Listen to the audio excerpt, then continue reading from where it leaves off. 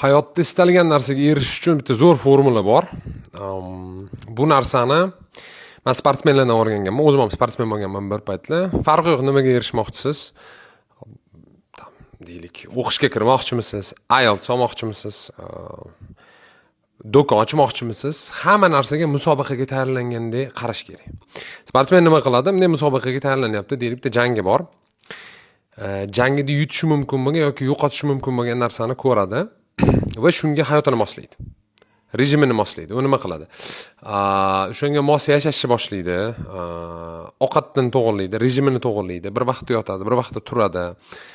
Har holda qo'ldan kelguncha shu narsani qiladi. Masalan, professional sportsmen bo'lmasa ham shu bu narsani resurs orientirованность deydi. Ya'ni resurslarga orientatsiyani oladida, qanaqa resurslar bor? Qaraydi. Masalan, men shu raqamni yutmoqchiman, plan qiladi, reja qiladi. Ya'ni farqi yo'q. Til o'rganishda ham bilmadim, IT ni o'rganishda ham mana shu podxodni qo'llash zo'r natija beradi deb o'ylayman. Nimaga? Chunki tasavvur qilib ko'ringlar, men misol uchun hozir jahon chempionatiga tayyorlanyapman. Bir kunda deylik 2 soat, 3 soat shug'ullansam, men soat ertalab 8 gacha shug'ullanib bo'lyapman. Tasavvur qilibsizlar, ya'ni ko'pchilik endi uyg'onayotgan payt men 3 soatlik trenovkam tugab bo'lgan bo'laman. Endi har kun 3 soat bo'lmaydi, ba'zida 2 soat, ba'zida 3 soat, ba'zida 5 soat ketib qoladi.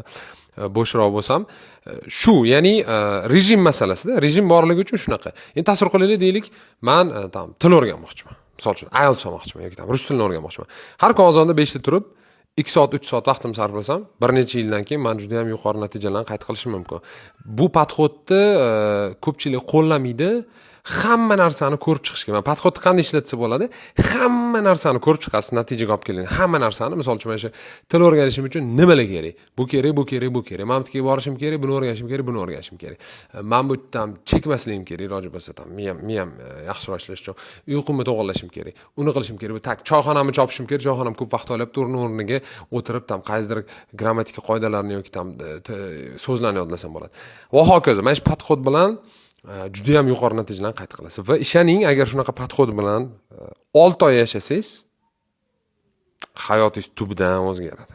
Ishoning, tubidan. Sog' bo'ling, omon bo'ling, meni rivojlantiring. Paka.